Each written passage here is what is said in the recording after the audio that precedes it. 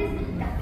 The Gita is the conversation between Lord Krishna and Arjuna in the Mahabharata war. Arjun felt in the first of the war that these are my family, not enemies. How can I kill them? But Krishna said them, please kill them. They are family, but they are not an enemy, but family. Hence, they are just unrighteous. So we need to kill the unrighteous and establish the righteousness. Yes, very good. जैसा I spoke. And what was the name? कहाँ battle हुआ था? Kurukshetra. Yes. Atar, you tell. Arav. Arav. Tell me.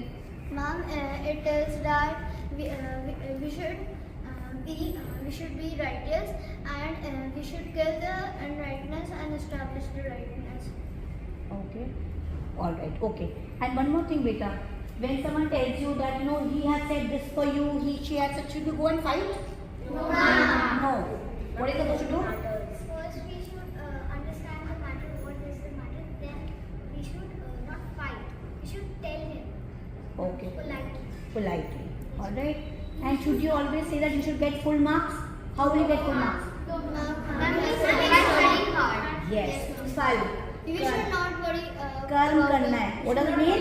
Ma'am, we should not just focus on the marks what we will get. But ma'am, we need to just study hard.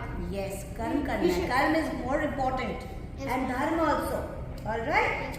So what Prince Arjuna did was dharma, because he was told that even if they are your family, but since like you said, they were not on right track. Yes, So whenever you see, if you see two people fighting, if you are a part of it, so what should be your role? You should enjoy fighting. You should enjoy fighting. Ma'am, we should find a solution to solve it. Yes, you should go and tell them, no, don't fight. Isn't it? We can take out the solution using peace and harmony. Very good. Yes.